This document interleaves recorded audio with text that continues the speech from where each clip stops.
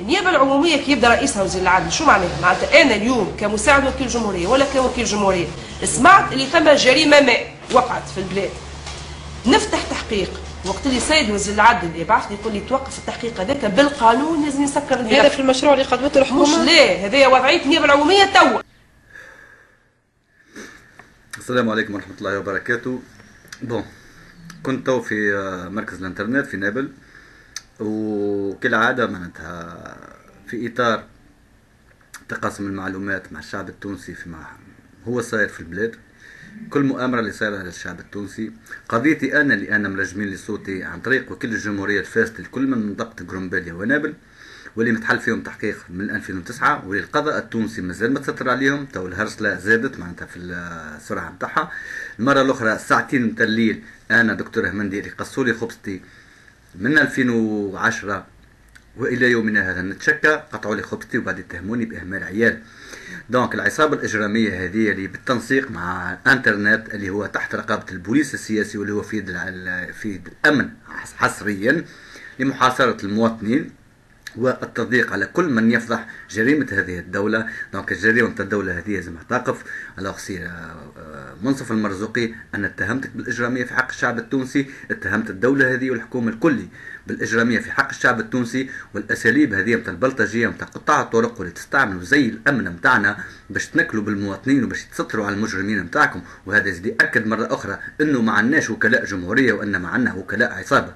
ولهذا الدولة هذه مش ترفع الحصار اللي فرضته على الدكتور همندي لترجم الصوت نتاعو واللي يتمثلوا بنته بالحياه. اما مش يتهز الحصار هذا، والا هذه مسؤوليه الشعب التونسي كافه. اما مش تحلوا تحقيقات في الجرائم اللي صارت في حقي، خاطر عمري ما كنت عندي حتى مشكله مع اي واحد من الجهاز القضائي، الا انه كانت المظلمه هذه النكره اللي صارت على حقي خدمة لامرأة فاسدة، وكيقول فاسدة وأمها صهيونية، وإلا لم يكن باش يكون فما هكذا حراك من أجل التستر على هذه المجرمة. وفي نفس الوقت ما فما حتى فتح ملفات. لم يكن لي أن ألتجأ إلى أنترنت بفتح هكذا دولة إجرام لو كان هناك تصدي للجريمة هذه وفتح تحقيقات. آلاف الوثائق تاع التشكيات إلى كل من وزارة العدل ووكلاء الجمهورية وتقبير تام لكل الشكاوي. ولهذا هذه هي حقي في ممارسة الدفاع الشرعي، والناس هذوما حاربونا بدون حياء وبكل إجرام وبكل وقاحة، وأنا مانيش باش نتنازل عن الحق نتاعي. ومن مات دون أهله ودون ماله ودون عرضه فهو شهيد. دونك سو كيفي أنا مانيش مسلم في حقي للآخر، والدولة هذه التونسية نحملها كل مسؤوليتها في جريمة الدولة اللي هي موظفتها على دكتور همندي. ما نجمش نحترم الناس اللي هم اصلا مجرمين، مش حتى من عديمي الاحترام. دونك انا دي ديسكور نتاعكم ما يغروش بيا. دونك العمليه التضليل اللي صايره على الشعب التونسي ما تنطليش عليا. طلبتكم في مواجهه تلفزيونيه، وهذا اللي نحكي فيه موثق، وكان ذلك في يوم 18 نوفمبر، وعندي فيهم حتى الديشارج من مؤسسه التلفزه التونسيه. دونك كل الجرائم اللي هم صاروا على الشعب التونسي صاروا منتهى بضمان الدولة التونسية.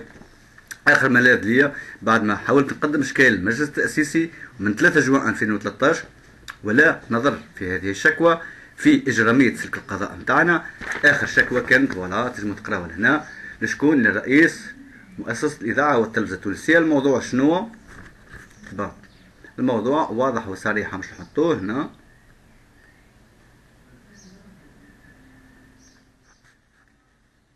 فوالا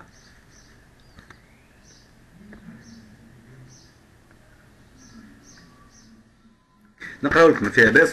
دونك طلب مؤكد وعاجل لتمكيني من ممارسة حقي في صلب مؤسستنا الإعلامية لإعلام الجمهور بما له الحق في علمه حول الخيانة العظمى الموظفة على الشعب والدولة التونسية. دونك شكايتي كانت واضحة صريحة. هذه هي التأشيرة نتاع مكتب الإعلام تاعنا نتاع مؤسسة الإذاعة والتلفزة التونسية، كتقرا فيها التلفزة التونسية. دونك في 18 نوفمبر 2013. دونك سو كيفي مؤسسة الإذاعة والتلفزة التونسية تتقدم لها بهكذا طلب، والشخصيات اللي طلبتهم عديدة شخصيات من بينهم منصف المرزوقي وكل ما هو وزراء العدل المتعاقبين ووكيل العام للدولة واللي تصورهم في بالك. دونك سو كيفي المجرمين هذوما ما عندهاش حكاية 3 أيام. وريتوني الفيديو اللي حطيتهم كيفاش في محكمة نابل حاولت معناتها عن طريق المحامين اللي أنا ديجا مقدم في شأنهم شكاية وفي سلك القضاء الكل لترجيم الصوت نتاعي، اعتمدوا على الشك اللي هو كان صادر في تاريخ السجن نتاعي، واعتمدوا على واحد من الممولين نتاعي اللي هو يبيع لي الماتريال اون طونك ميدسان دونتيست باش الشيك هذاك يفعلوه وتصير الحكم عليه في محكمة نابل، والقرار ب 24 ساعة.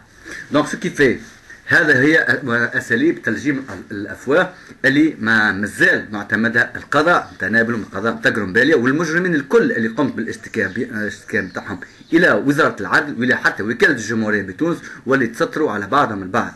دونك العصابه هذه اللي شد البلاد وبقوه السلاح يعتبروا انه معناتها الامن نتاعنا هي ميليشيا في يد المجرمين هذوما اللي هما فوق المساءله وفوق القانون. انا قضيه دكتور همندي ما يجمي فما حتى حد انسان طبيب كان يخدم على روحه ما عنده حتى مشكله، يتحط في السجن تدمر حياته يقطعوا له خبزته بعد اهمال عياله وعمره كامل في الحبس. دونك كيف لهنا الجريمه هذه لازم تقف في اقرب وقت، وهذه مسؤوليتكم انتم الشعب التونسي كافه. انا عندي كل ما يدل على اجراميه الدوله هذه، يا اما تحطوني في التلفزه ونقابل كل الاطراف اللي طلبت مقابلتهم، ومش تستروا على هكذا جريمه وما صارتش ملاحقه. دونك نتحملكم الكل التوانسه المسؤوليه هذه في حمايه شخصي وحمايه البلاد. والسلام عليكم. قبل ما ننهي الرسالة متاعي ما فيها باس اني نذكر الشعب التونسي الكل انه محاكم نابل وغرومباليا واستئناف نابل كلهم موضوع اشتكاء متاعي، والى يومنا هذا متسترين عليهم. هذوما اللي انتصبوا خصم محكم منذ 2009 في حين اللي كنت انا اللي مشتكي بهم. دونك كيف الاجرام هذايا اللي هو من مازال مسلط على شخصي، ويعرفوا القضاة تماما عرفوا، والفصل 90 من المجلة الجزائية يعرفوا انه كل قاضي ممسوس بالفساد معناتها من واجبه انه يجرح في نفسه وما ينظر في حتى قضية.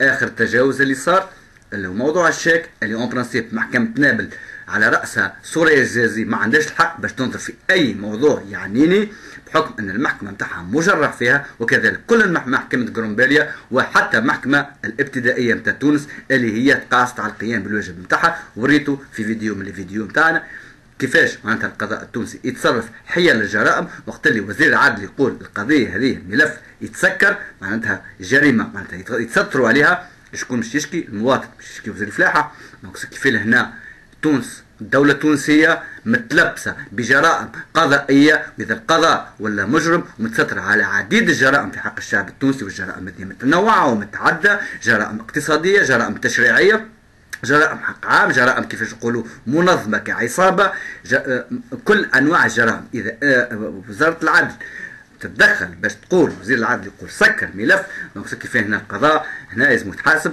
معناتها يتحمل المسؤوليه نتاعو كيفاش يسمح لنفسه اي وكيل جمهوري ولا ايا كان انه يغلق ملف قضيه تحت امر من وزير العدل. يعرف الفصل 41 من المجله الجزائيه انه طاعة المجرم لتعظيمه لشدة تعظيمه له لا تنصرف له منها صفة الجبر. معناتها كي وزير العدل يقول لك سكر قضية تحقيقية نتاع جريمة، هو ثم تزور حقيقة وهو تستر على حقائق معناتها وتستر على المجرمين.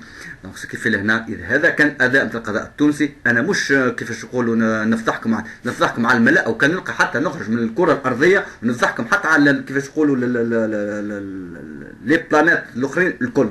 أوكي دونك هنا ما طلبتش حاجه اللي مش حقي، ما طلبتش حاجه اللي هي مش شرعيه. اللي قام به الدوله التونسيه في حق دكتور همندي هو تعذيب عقلي تمام التعذيب. الله هنا يا دوله ما تبداش تتبهدل على الشعب التونسي، الشعب ريتوه نكلتوا به، حاله الانتحار حالات كثيره ومتعدده، وهذا كله من الحيف ومن الجور ومن عدم كيفاش يقولوا العداله الاجتماعيه والقهر، اما كان مباشره او غير مباشر. دونك ولادنا ياكلوا من الزبله وانتم قاعدين تسرقوا في البترول التونسي، وتعرفوا اللي احنا تونس بلادنا معبيه بالخيرات، وانتم قاعدين تظلوا في الراي العام وتتستروا على سراق البترول وسراق وناهبي ثروات تونس، واللي هما هذوما عصابه شاده الدوله وهما تحت تاثير السلاح وتحت الناتو. حاجه اخرى نزيد نقولها، واليوم قلتها سور لو نت، وهذاك علاش اسرعوا وجاوا للسونتر البيبلينات يبحثوا على دكتور همندي باش سواديزون باش يوقفوه، دونك باش يلجموا له صوته مره اخرى.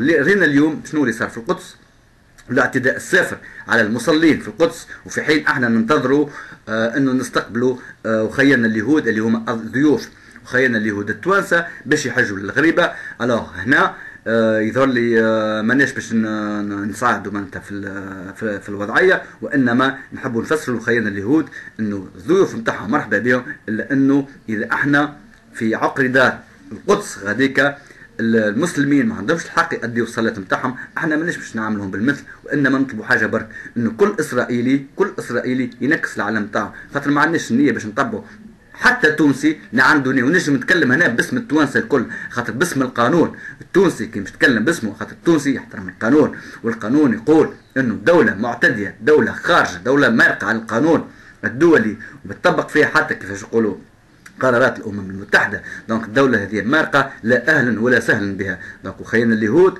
ضيافهم اليهود يجيو يحجوا على عيني وراسي، وهذه اخلاق المسلمين، الا انه علم اسرائيل ينكسوه قبل ما يطلعوا في الطياره. اوكي، اذا يخموا باش يتجهوا لتونس. دونك هذا موقفي واضح وصريح، ونقولوا في وجهك يا مرزوقي، في وجه كل من هو حامل الزي التونسي، واللي هو محمول عليه انه يحمي السياده الوطنيه ويحمي سياده بني عمنا، وانه يحافظ على شرف بني عمنا. منصف المرزوقي، حكمي عليك وبالوقائع، مش من حكمي من الحكم ذاتي. المجله الجزائريه تحكم عليك، ونحب ان تحل تحقيق في شانك وفي كل الاداء نتاعك وفي الجريمه نتاعك اللي انت كريت على الشعب السوري، وانت في رقبتك دم السوريين الكل اللي انت قلبت عليهم الراي العام العالمي. ولهذا دكتور همندي مواقفي واضحه وصريحه، وانا هذه مواقف كيفاش تقولوا حقي فيها، وما عندكمش الحق باش تصرفوا في البلاد، والبلاد ماهاش فوند كوميرس باش تصرفوا فيه عباد وحجر. دونك لهنا هذه مسؤوليه الشعب التونسي، ونطلب من الشعب التونسي حقيقه انه يلتحق بالجيش التونسي، والجيش التونسي يطلب حتى جيش احتياط، باش العصابه هذه اللي متغوله على الشعب التونسي، عصابه اللي هي شدت السلاح شدت كذا وسيبت البلطجيه نتاعها في جرة الشرفاء تاع تونس الكل، لا ان توقف الاعتداء هذايا. والاعتداء هذايا الجيش التونسي هو مسؤول عليه انه يحمي تو البلاد من هذه العصابه اللي هي متوغله في جميع اروقه الدوله نتاعنا. هذه عصابه لا تمثلنا، المجلس التاسيسي هو مجلس اجرامي لا يمثلنا، وكانت الخيانة العظمى نتاعو مبيت لها بالفصل الرابع من مرسوم 106 اللي كتبه الباشي قايد السبسي، اللي يحذر الاتصال بجهات أجنبية باش تتبع البلاد، والإخضاع العاتق جميع الخيانة هو سلك المحاماة في جميع المفاصل. حلو التحقيق ولا تسكر فمك يا وزير عدل ويا وكيل دولة اللي انت متسطر على المجرمين، واللي انت ماكش وكيل دولة، انما انك انت وكيل عصابة. الله، اذا انت البلاد خاربه والمحاكم نتاعك تحولت الى اسطبلات، ولا تحولت الى مرتع لتصفيه الحسابات على يد قضاة مجرمون واجراميه واضحه، حل التحقيقات. الله، اذا انت ما تحلش تحقيقات انت متستر وانت متواطئ، وانا نحكي معك بالقانون مانيش نحكي معك باللغه تضارب مصالح وكذا. ما عندي حتى مصلحه معكم، لا تربطني بكم كيفاش تقولوا، لا علاقه قرابه لا علاقه عداوه سابقه قبل ما تصير المظلمه المشحفه هذه على شخصي انا. ودكتور همندي ماهوش مسلم. دونك الشعب التونسي نطلب منك انك توقف الجرائم القضائيه هذه في حق الشعب التونسي، والقضاء هذا اللي انا راميه كله بالفساد ليس له الحق ان يكون الخصم والحكم في اي موضوع يعنيني. تحبوا تواجهوني تواجهوني الكل قدام الاعلام، منصف المرزوقي بكل اطارات الدوله نتاعكم. ولهذا هذه جريمه مش نحكي على حاجه نتاع لعب، حاجات كيما انك ما فيهمش تفدليك. دونك الدوله نتاعنا هذه شدتها عصابه، وعصابه اكثر اجراميه من العصابه اللي كانت وقت بن علي. تونس يحبوا يحطوها تحت املاءات صندوق النقد الدولي، ولن يكون لهم ذلك. والسلام عليكم ورحمه الله وبركاته.